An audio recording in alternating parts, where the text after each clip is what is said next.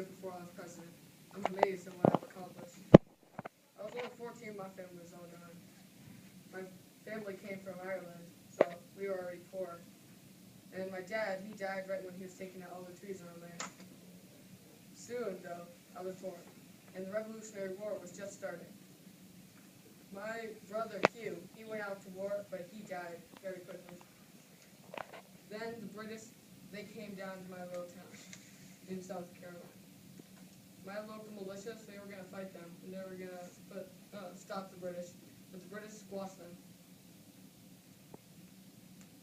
This inspired me to join the Patriot Army. So for next year, my brother and I, we were messengers for the Patriot Army, until finally we came back to see our mother in South Carolina. When we saw her, we were captured by the British. They forced us to clean their boots, but we said no. We were not going to do this. We were going to fight back. Instead, they slashed us with their swords. We then became ill and were sent to a New Jersey prison. My mother, though, was able to trick the warden into letting us go. When we were let go, my brother Robert, he died from smallpox on the way back. And later, my mother died from smallpox. I was all alone. For the next 3 years, I just drifted around until I was 17, when I realized I needed to do something with my life. So I went to North Carolina and started to study law. In 2 years, I became a lawyer. I then went to Tennessee, arguing in law cases around the whole state, until I earned so much money that I started my own law firm. Once that happened, I started to get so much more money that I started my own plantation with my wife, Rachel. We then were able to have an adopted son, Andrew Jackson Jr., because we were never able to have our own. Later, though, I decided I needed to become a politician. So I ran for the House of Representatives, and I was elected. Then I ran for a Senate, and I was elected. But I didn't like this. I decided I wanted to make my own laws. So I came back to Tennessee and became a judge. But I didn't like this too much, so on the side I was a militia officer, because most people wouldn't defy me. I then retired from a judge and went to fight in the War of 1812. The U.S. had declared war on the British, and the British came all the way over down to Louisiana. But because I was a general in the Army, I was able to stop them. With all of my troops that I commanded from Tennessee, Louisiana, and Mississippi, they were never able to gain any ground. I won the war single-handedly, and I came back to Tennessee as a national war hero and as a family man. Then I heard the Seminoles started causing problems down in Florida and Georgia. I was pretty mad about this, but without orders about doing anything about this, I had marched my army down and I had burned the Seminoles to the ground. Even took some Spanish forts on the way. The Spanish were so weak and scared that they just handed Florida over to me, where I became the governor. But James Madison, the president, he made me angry and wouldn't follow what I ordered.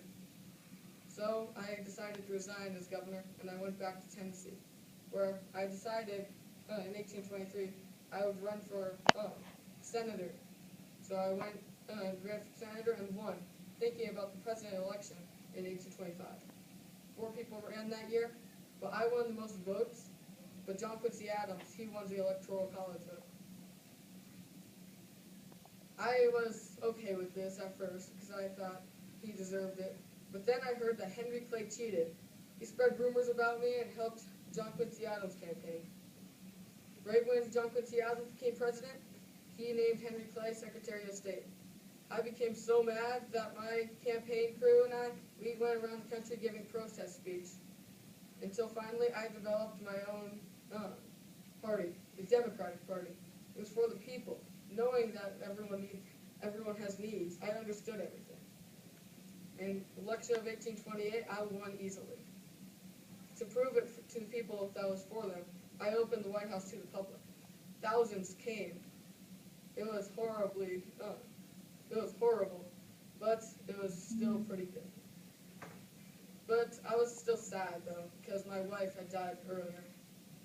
It was a sad story for me, because I came in and she was just dying on the bed, and I ordered the doctor to bleed her, but he put a needle in her arm and nothing came out. Then I screamed at him to bleed her again, and he tried it on her forehead, and only 2 drops of blood came out, and she was dead.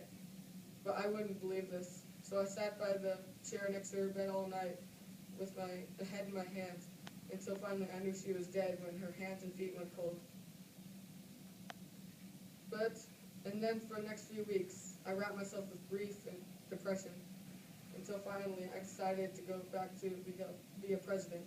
So I went on a boat down to Washington, D.C., and on the way, I stayed in my quarters until finally something hit me. I decided to go out, so I started saluting people. They started chanting, "This is a man for the people."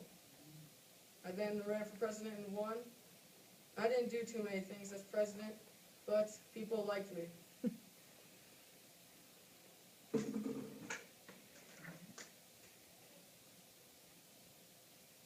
I was elected for a second term then. And then, at a funeral for a past governor, a man pulled a gun out on me.